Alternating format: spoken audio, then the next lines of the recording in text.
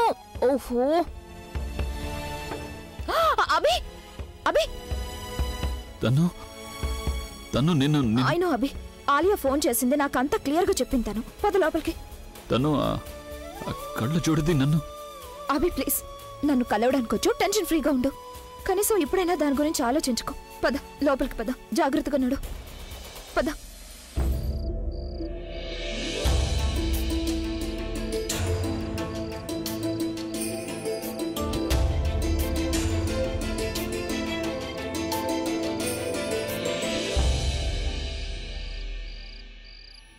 ప్రవీణ్ ఏం జరిగింది ఇంత అర్జెంటుగా నన్ను ఎందుకు పిలిచావు నువ్వు ప్రజ్ఞావదినా మీరు ఏడుస్తున్నారా లేదు అది కళ్ళల్లో ఏదో పడినట్టుందంతే ప్రజ్ఞావదినా అభి ఏమైనా అన్నాడా ప్రవీణ్ నువ్వు అవన్నీ వదిలేసే ముందు అసలు విషయం ఏమిటో అది చెప్పు ప్రజ్ఞావదినా బుల్బుల్ నాతో ఎలా మాట్లాడిందంటే అది నేను బ్రెయిన్ నుంచి తీసేయలేకపోతున్నాను ప్రవీణ్ నీతో తను అంతగా ఏం మాట్లాడింది మీరు ముందు కూర్చోండి ప్లీజ్ కూర్చోండి ప్రజ్ఞావదినా ప్రజ్ఞావదినా ఈ సమస్య మీది అభిది అభి నా గురించి ఎలా ఆలోచించినా ఎంత తప్పుగా ఆలోచించినా దానికి నాకు ఎలాంటి బాధ లేదు కానీ నేను తన గురించి ఎప్పుడు మంచి ఆలోచించేవాణ్ణి తన గురించి ఆలోచించేవాణ్ణి ఈ క్షణం నా మనసులో ఉన్న విషయం బయటికి వచ్చిందంటే మాత్రం అప్పుడు మీ ఇద్దరి లైఫ్లో స్పాయిల్ అయిపోతాయి చూడు ప్రవీణ్ ప్లీజ్ అసలు విషయం ఏమిటో సూటిగా చెప్పు ప్రజ్ఞావదినా ఎంఎంఎస్ గురించి వాస్తవానికి ఆ ఎంఎంఎస్ అబద్ధమే కానీ there is no truth in it but ఆలోచించండి ఒకవేళ ఈ ఎంఎంఎస్ గురించి అందరికీ తెలిసిందంటే మీ ఇద్దరికి ఎంత చెడ్డ పేరు వస్తుంది కేవలం అప్రతిష్టే కాదు ప్రజ్ఞావదిన అభి నాకు చిన్నప్పటి నుంచి తెలుసు వాడిని అప్పటి నుంచి చూస్తున్నాను వాడికి ఏమీ లేనప్పటి నుంచి వాడి ప్రతి పేజ్లో నేనున్నాను వాడితో పాటు త్రూ అవుట్ ఎవ్రీథింగ్ ఒక సమయంలో అయితే డబ్బుకి ఇప్పుడున్నంత విలువ అప్పుడు లేనే లేదు మరి ఈ సమయంలో వాడి విషయంలో బంధాలకి ఎలాంటి విలువ లేదు ఇన్ఫాక్ట్ చెప్పాలంటే డబ్బుకే ఎక్కువ ప్రాముఖ్యం ఇస్తాడు వాడు అలా ఎందుకయ్యాడంటే వాడు ఎందుకంటే తన కుటుంబం మొత్తం ఎన్నో రాత్రులు తిండి తిప్పలేక ఖాళీ కడుపుతో పడుకోవడం చూశాడు అంతేకాక వాడి మమ్మీ డాడీలు చనిపోవడంతో ఏం చేసినా డబ్బు సంపాదించాలనే కోరిక అదే పిచ్చిగా పట్టింది ప్రజ్ఞావదిన వాడు డబ్బుని ఎందుకంత ప్రేమిస్తాడు అంటే వాడు తన కుటుంబాన్ని మళ్ళీ ఆ కండిషన్లో చూడాలనుకోవడం లేదు కాబట్టి వాడు కోరుకునేదల్లా ఒకటే వాడి కుటుంబానికి అన్నీ ఇవ్వాలని దేనికి ఇబ్బంది కలగకూడదని ఈ ఇల్లు ఈ డబ్బు ఈ లగ్జరీ లైఫ్ ప్రజ్ఞావదిన అభి వీటన్నిటి కోసం చాలా కష్టపడ్డాడు హీస్ వర్క్ రియల్లీ హార్డ్ ఇక ఇలాంటి టైంలో మీ ఎంఎంఎస్ మార్కెట్లోకి వచ్చిందంటే అభి వైఫ్ ఎంఎంఎస్ వచ్చిందంటే వాడి ఇమేజ్ ఎంత పాడైపోతుందో తెలుసుగా మీకు వాడి మొత్తం లైఫ్ నాశనం అయిపోతుంది మొత్తం కెరియర్ నాశనం అయిపోతుంది ఎంతమంది వాడికి ఫ్యాన్స్ ఉన్నారో ఎంత పెద్ద ఫ్యాన్స్ ఉన్నారో వాడిని ఎంత ప్రేమిస్తారో ఎవరు వాడిని చూడను కూడా చూడరు అప్పుడు అందరూ తన్ని అసహ్యించుకుంటారు ఎవరు తన పాటలు వినరు ప్రజ్ఞావదిన వాడి కెరియర్ పాడైపోతుంది ఒకవేళ అదే జరిగిందంటే అభి ఏమైపోతాడు ఏ పేదరికం నుంచి వాడు ఇంత పెద్దవాడయ్యాడో ఆ పేదరికాన్ని చూసి భయపడతాడు వాడు అక్కడికి తిరిగి వెళ్ళకూడదు ప్రజ్ఞావదిన ఒకవేళ పొరపాటును కూడా వాడి కుటుంబం మళ్ళీ ఆ స్థితికి వెళ్ళారంటే మాత్రం వాడు ఇంకెప్పటికీ కోలుకోలేడు అంతా అయిపోయింది నేను నా పేరు నా రెప్యుటేషన్ నా కెరీర్ మొత్తం నువ్వు కరెక్ట్గా చెప్తున్నావు ప్రవీణ్ ఈ ఎంఎంఎస్ బయటికి వెళ్ళడం వల్ల నాకు జరిగే అవమానం కంటే ఆయనకి ఎంత అవమానం జరుగుతుందంటే తలెత్తుకొని తిరగలేరు నా గురించి అసలు ఎవరికీ ఏమీ తెలీదు కానీ ఆయన రాక్ స్టార్ కదా లేదు ప్రవీణ్ ఈ ఎంఎంఎస్ వల్ల నా వల్ల ఆయన సంపాదించుకున్న పరువు పోయింది అంటే నన్ను నేను క్షమించుకోలేను అయితే ప్రవీణ్ నేను అసలు ఏం చెయ్యాలి ప్రజ్ఞావదిన ఒక దారుంది మనం ఈ ఎంఎంఎస్ స్ప్రెడ్ అవ్వకుండా చూడాలి ప్రజ్ఞావదిన నా వల్ల సాధ్యపడిందంతా నేను చేస్తాను మీరింట్లో చూసుకోండి వీళ్ళందరికీ డైరెక్ట్గా ఈ విషయం చెప్పేయండి దానివల్ల ఏ మనిషి అయితే కావాలని ఎంఎంఎస్ చేశారో వాడికి ఈ మాట క్లియర్ కావాలి ఒకవేళ వాళ్ళకి ఈ విషయం తెలిసిందంటే అభి జీవితం స్పాయిల్ కాకుండా ఇంకో స్టెప్ తీసుకోకుండా ఉంటారు ఎందుకంటే వాళ్ళు మీ లైఫ్ని స్పాయిల్ చేయాలనుకుంటున్నారు అభిది కాదు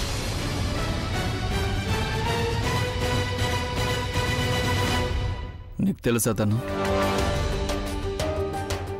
ముందు అది నన్ను మోసం చేసింది తర్వాత నన్ను దెబ్బతీసింది నేను దాన్ని నా లైఫ్లోంచి తీసేయాలనుకుంటున్నాను. ఇంకా ఇంకా కళ్ళజోడు నీ గదిలోంచి నిన్న గంటేసింది. ఇది నీకెలా తెలుసు? అభి, ఇప్పటికీ ఈ సంగతి నువ్వు 100 సార్లు చెప్పావు. అభి, నువ్వెందుకు అంతగా ఆలోచిస్తున్నావు దాని గురించి? తనకంత అర్హత లేదు. నువ్వు దాని గురించి మాట్లాడకు అసలు. అయినా కూడా ఇప్పుడంతా క్లియర్ అయిపోయిందిగా, ఆ ఎంఎంఎస్ దాందేనని. తను ఆ ప్రూఫ్ కూడా తీసుకురాలేకపోయింది. నా మాట విని దాన్ని రేపొద్దున్నే దాని సామాన్తో సహా ఇంట్లోంచి బయటికి గెంటేసాయి. ఇంక నువ్వు నాన్నమ్మ గురించి అస్సలు ఆలోచించుకో. నేను ఆవిడ్ని చూసుకుంటాను. రాత్రి పగలు సేవ చేస్తాను. ఎంత సేవ చేస్తానంటే ఆ కళ్ళజోడు కనీసం గుర్తు కూడా రాదు. చెప్పాలంటే అభి, నేనే విధంగా నాన్నమ్మ మనసులో చోటు సంపాదిస్తానంటే ఆవిడ మన పెళ్ళికి నో చెప్పదు. దాని తర్వాత మనం కావలసిన విధంగా లైఫ్లో బతుకుదాం.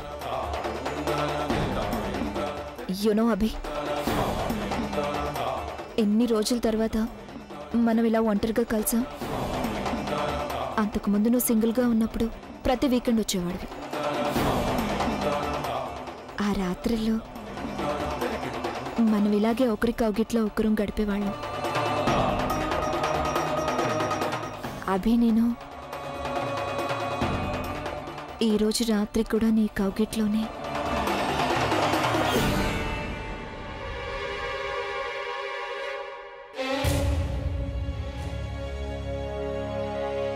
అభి, అభి, అభి,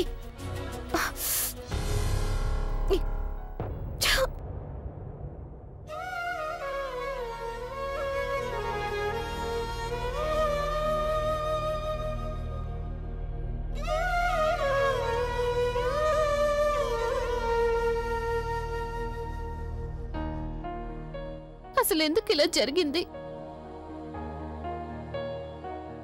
ఆయన నాశనానికి నేనెలా కారణమయ్యాను? ఒకవేళ ఈ ఎంఎంఎస్ బయటికి వెళ్ళింది అంటే అప్పుడు లేదు, అందరూ ఆయన చూసి నవ్వడం నేను చూడలేను. నేను తట్టుకోలేను. అభి వైఫ్ ఎంఎంఎస్ వచ్చిందంటే వాడి ఇమేజ్ ఎంత పాడైపోతుందో తెలుసుగా మీకు? వాడి మొత్తం లైఫ్ నాశనం అయిపోతుంది, మొత్తం కెరియర్ నాశనం అయిపోతుంది. ప్రజ్ఞ వదిన వాడి కెరియర్ పాడైపోతుంది. ఒకవేళ అదే జరిగిందంటే అభి ఏమైపోతాడు? ప్రవీణ్ చెప్పింది నిజమే. ఒకవేళ వీడియో లీక్ అయిందంటే ఆయన కెరియర్ మొత్తం పాడైపోతుంది. అది ప్రజ్ఞ వీడియో అని ఎవరు అనరు. అందరూ దాన్ని ఏమంటారంటే రాక్ స్టార్ అభి భార్యకి సంబంధించిన ఎంఎంఎస్ అంటారు. నేనేం చెయ్యాలి భగవంతుడా? నేను నిరపరాధినని ఈయన ముందు, కుటుంబం ముందు నిరూపించుకోలేకపోయానిక లోకం ముందు ఎలా నిరూపించుకోగలను? పైగా ఆయన కోపంగా బాధగా ఉన్నప్పుడు నేను ఆయన్ని అర్థం చేసుకోకుండా గదిలో నుంచి బయటికి పంపించేశాను.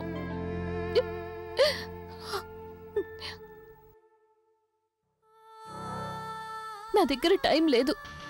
నేను ఇలా నోరు మూసుకొని కూర్చోకూడదు. వెంటనే నేను ఏదో ఒకటి చేయాల్సిందే. నేను ఆయన సంతోషానికి కారణం కాకపోయినా పర్వాలేదు, కనీసం ఆయన బాధకైనా కారణం కాకుండా ఉండాలి. నేనేదో ఒకటి చెయ్యాలి. వెంటనే నేనేదో ఒకటి చెయ్యాలి.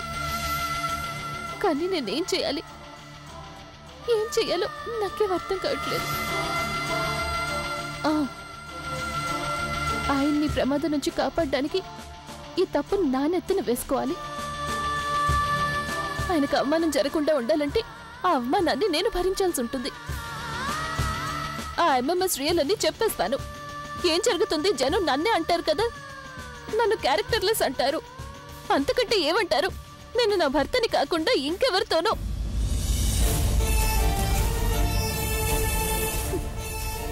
లేదు, దీనివల్ల కూడా ఆయన పరువే పోతుంది. అందరూ ఇలాగే అంటారు. నేను ఆయనతో సుఖంగా లేను కాబట్టి ఇంకెవరితోనో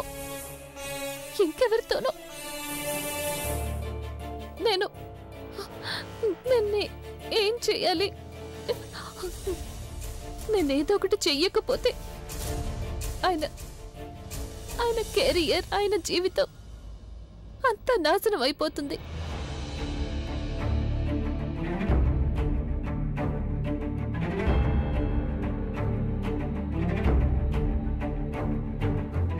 ఎలాగైతే ఆ రోజు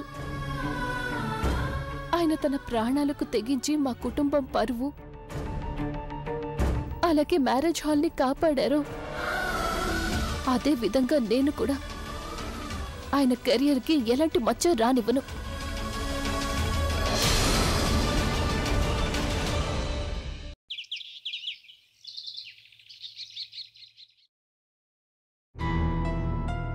అభి, అభి, ఈ భూతద్దాల వాడు ఎక్కడికి వస్తున్నాడు ఇప్పుడు? అరే ఎక్కడికలా లోపలికి వచ్చేస్తున్నావు? ఎంత గొప్పగా వస్తున్నావంటే ఏదో పెద్ద గొప్ప ఘనకార్యం చేసిన వాళ్ళ వచ్చేస్తున్నావు. దానికేదో నీకు అవార్డు ఇస్తున్నట్టు. నీకు అసలు సిగ్గు శరం ఏమైనా ఉన్నాయా లేదా? ఇంత సిగ్గు లేకుండా వస్తున్నా, వెళ్ళి ఎక్కడి నుంచి. చూడండి, మీకు కూడా తెలుసు నేనేం చేయలేదని. ఇదే సంగతి నేను అభికి చెప్పడానికి వచ్చాను. ఎక్కడున్నాడు అభి? తను నేను కలవాలి. అభిని కలవడానికి వీల్లేదు. ఎందుకు? ఆ సంగతి నాకు తెలియదు. అభి నువ్వు కలవడానికి వీల్లేదు. అయితే సరే, నేను ప్రజ్ఞని కలుస్తాను. అరే, నాకు తెలుసు తను బాధలో ఉంది. ఆ బాధ కారణం కూడా నేనే. ఇదేంటి రౌడీలా మా ఇంట్లో వాచ్మెన్ వాళ్ళు సెలవులో ఉన్నాడంటే దాని అర్థం ఇలా మీరు పైకి వెళ్ళిపోమని కాదు. అరే రానివ్వు వైశాలి వదినా.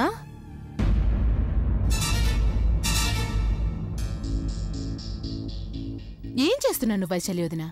బయట వాళ్ళని ఆపాలి మనం, కానీ రోజు వచ్చే వాళ్ళని ఆపకూడదు, తెలిసిందా? ఒకసారి ముందు నుంచి వస్తారు, ఇంకోసారి వెనక నుంచి వస్తారు, రైట్? నేను ప్రజ్ఞని కలవాలి. అరే సురేష్ గారు, మీరు ప్రజ్ఞని కలిసి ఏం చేస్తారు? ఆవిడతో మీకు ఏం పనో చెప్తే అది నేనే చేస్తానుగా. నాకు తెలుసు మీరు ఇక్కడికి డబ్బు కోసం వచ్చారు. డబ్బా? డబ్బే. మీరు చేసిన పనికి డబ్బైతే మీరు తీసుకుంటారు కదా. ఆఫ్టర్ ఆల్ మీరు మాకు సాయం చేశారు ప్రజ్ఞని ఎక్స్పోజ్ చేయడంలో. సరే చెప్పండి, ఎంత డబ్బు కావాలి మీకు? ఎలాంటి మొహమాటం లేకుండా ఎంత అమౌంట్ కావాలో మీరు చెప్పండి, ఇచ్చేస్తాను. అంటే ఇక్కడ జరిగిన దానికి నువ్వు నాకు డబ్బిస్తావా? లేదు లేదు లేదు లేదు, యూ మిస్టేకెన్. సురేష్ గారు, ఇక్కడ జరిగిందంతా అదే ఆ SMS తయారైన దాని గురించి. నేను మీకు డబ్బులు ఇస్తానండం లేదు. Oh god, how could you think about it? నేను బంటి బబ్లీల ట్యూషన్ ఫీజు గురించి మాట్లాడుతున్నాను. ఇప్పుడు చూడండి, మీరు ఆ ఇద్దరు పిల్లలకి చదువు చెప్పారు కదా, వాళ్ళ ఫ్యూచర్ సెక్యూర్ చేశారు. వాళ్లతో పాటు మీరు మీ ఫ్యూచర్ని కూడా సెక్యూర్ చేసుకోవాలి కదా, యూనో ఇండైరెక్ట్లీ. అర్థమైంది. ఇదంతా నీ ప్లానింగ్ అన్నమాట. అంటే కావాలని నువ్వు ప్రజ్ఞని ఇరికించావు. ఏం మాట్లాడుతున్నారు సురేష్ గారు మీరు? మీరు ఇలాంటి వారు అనుకోలేదు. మీకు చాలా బాగా తెలుసు, ప్రేమలో ఇలాంటివి జరిగిపోతూ ఉంటాయి. అండ్ లుక్ ఎట్ యూ, మీరే ఎగ్జాంపుల్ అనుకోండి. మీరు కూడా ప్రజ్ఞతో లేదు లేదు, ఇలా నాకు ముందు అనిపించేది. లేదు, మీరు ప్రజ్ఞని కాదు, ప్రజ్ఞ చెల్లెల్ని ప్రేమిస్తున్నట్టున్నారు కదూ. అందుకే మీరు ప్రతిసారి ప్రజ్ఞకి సహాయం చేస్తారు. నేను ప్రజ్ఞని అసహ్యించుకుంటాను. ఎందుకు? ఎందుకంటే తన చెల్లెలు బుల్బుల్ నేను ప్రేమించే ప్రవీణ్ని లాక్కుపోయింది గనక. అందుకే ద్వేషం అన్నది సరైందే కదా. అండ్ సురేష్ గారు, నేను ఒకటే నమ్మకంతో ఉన్నానండి, మీరు నా బాధని అర్థం చేసుకోగలుగుతారు. ఎందుకంటే మీరు కూడా మీరు ప్రేమించే వారిని పోగొట్టుకున్నారుగా, జస్ట్ లైక్ మీ. మరి హృదయం పగిలితే ఎంత బాధ ఉంటుందో అది మీకు కూడా తెలుసు, రైట్? ఏమైంది? మీరిప్పుడు ప్రజ్ఞని కలవరా ఏంటి?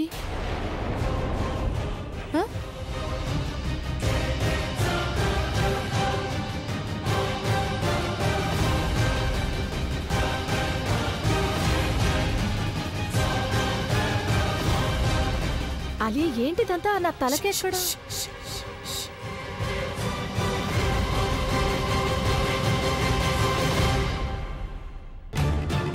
వీడు బుల్బుల్ని ప్రేమిస్తాడా? ఈ మాటని ఎలా వాడుకోవాలి? ఎలా వాడుకోవాలంటే దానివల్ల ప్రవీణ్ మళ్ళీ నా దగ్గరికి వచ్చేయాలి.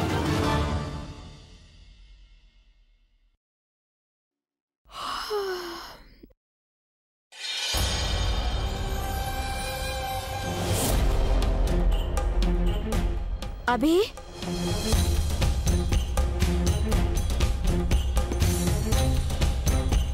అభి ఎక్కడికి వెళ్ళిపోయాడు? అక్క నువ్వెందుకు చెప్పలేదు? నీ మీద ఫేక్ ఎంఎంఎస్ ఎవరు తయారు చేశారో నువ్వు చూసావు కదా. నువ్వు అప్పుడైనా బావగారికి పేరు చెప్పాల్సిందే. లాభం లేదు బుల్బుల్. ఆయనకి నేనేం చెప్పినా ఉపయోగం ఉండదు. మిగతా విషయాల్లో ఆయన నమ్మినా నమ్మకపోయినా ఇది మాత్రం ఎప్పటికీ నమ్మరు. ఎందుకు? ఆయనకు ఆ ఇంట్లో ఎవరి మీద అందరికన్నా ఎక్కువ నమ్మకం ఉంది. తను తను అంటే ఇదంతా తను చేసిందా? తను నేను వదిలిపెట్టను చూడు. నువ్వు తను పేరు చెప్పుండాల్సిందక్క. అక్క నువ్వు దేని గురించి భయపడుతున్నావు? సర్లే అర్థమైంది.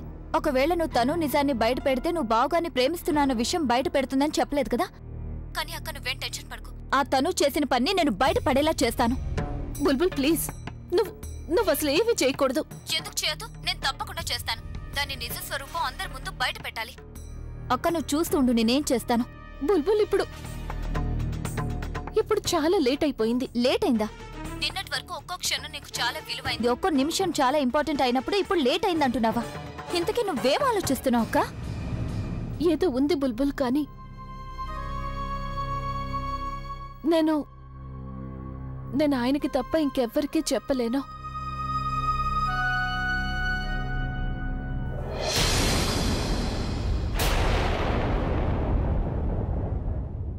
రియలీ?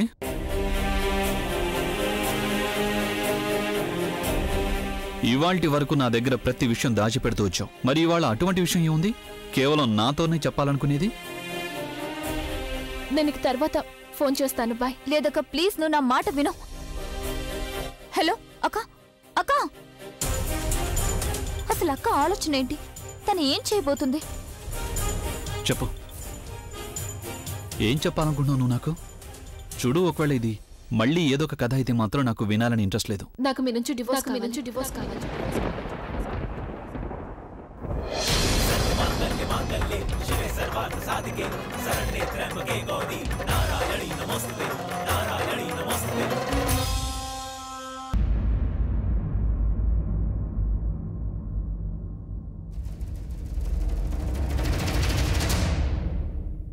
ఐఎమ్ సారీ, నేను నిన్న రాత్రి చాలా తాగేశాను. అందుకే నాకేం అర్థం కావట్లేదు. నా తల తిరుగుతోంది. నాకేంటో ఏది సరిగా వినిపించట్లేదు. నేను వెళ్ళి మొహం కడుకుని వస్తాను. మీరు సరిగ్గానే విన్నారు. నాకు మీ నుంచి డివోర్స్ కావాలి. ఇప్పుడు మీ నుంచి విడిపోయాకే నేను ఇంట్లో నుంచి వెళ్తాను. నీ ఒంట్లో బాగానే ఉన్నప్పుడు మరి ఇలాంటి మాటలు ఎందుకు మాట్లాడుతున్నావు? నువ్వేమన్నా గుర్తుందా? నేను మీకు దూరం అవుతున్నాను కానీ మీతో విడిపోవటం లేదు అన్నావు. మరి ఇవన్నీ ఎందుకు మాట్లాడుతున్నావు? ఎందుకు అంత ఆశ్చర్యపడుతున్నారు? మీకు చాలా సంతోషంగా ఉండాలిగా. మీకు ఇక నా బాధ వదిలిపోతుంది.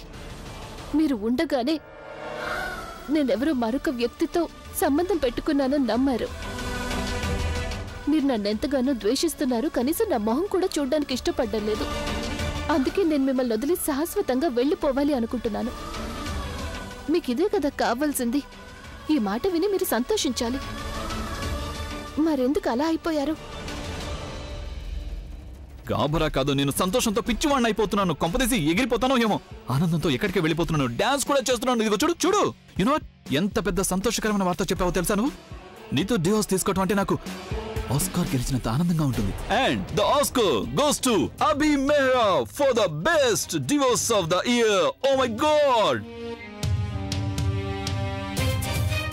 ఒకవేళ నన్ను ఆకాశం నుంచి కిందికి దింపి మునగ చెట్టుకు వేలాడగట్టట్లేదు కదా. ఇదిగో చూడు, మగవాడివి కాదు కానీ మగవాడిలా మాటిస్తున్నావు నువ్వు. ఏది చెప్తున్నావు అది చేసి చూపిస్తావు కదా. చూడు, నాకేం తెలీదు ఇంత మంచి బుద్ధి నీకు ఎక్కడి నుంచి వచ్చిందో. నీ భగవంతుడి నుంచా లేదా ఆ భూతద్దాల వాడి నుంచా నాకు తెలీదు, కానీ ఎవరైనా కానీ ఈ మంచి బుద్ధి ఇచ్చిన వాడిని ఐ లవ్ దట్ పర్సన్. చూడు, పెళ్లిలో నేను నీకు తోడివ్వలేదు కానీ డివోర్స్ లో మాత్రం నీకు తప్పకుండా తోడుగా ఉంటాను. నువ్వు ఒక విచిత్రమైన మెజిషియన్. విను, ఇన్ని విధాల ట్రిక్కులు చేసావు. ఇంకా ఈ ఫినాలే ఉంది చూడు, ఇది అద్భుతమైంది. It's just ends with a bang. నాకు అర్థం కావట్లేదు సంతోషంలో ఏం చేయాలో. Oh my god, I love you so much. నాకు నిన్ను ముద్దు పెట్టుకోవాలనిపిస్తుంది. How can I kiss you? మన ఇద్దరికి డివోర్స్ కాబోతుంది కదా. ఇలాంటి ఇంత ముందే చేయాల్సింది. కానీ చెప్తున్నాను, మనం ఎంతో హ్యాపీగా ఉన్నామంటే ఫస్ట్ మనం move and then shake. You know what, ఈరోజు నేనే నీకోసం బ్రేక్ఫాస్ట్ తయారు చేస్తాను. చెప్పు, నువ్వేం తింటావు? ఎంత మొండిది, ఈరోజు తనే బ్రేక్ఫాస్ట్ చేస్తానని అంటుంది. So sweet. దట్స్ వై నానమ్మ లవ్స్ హర్.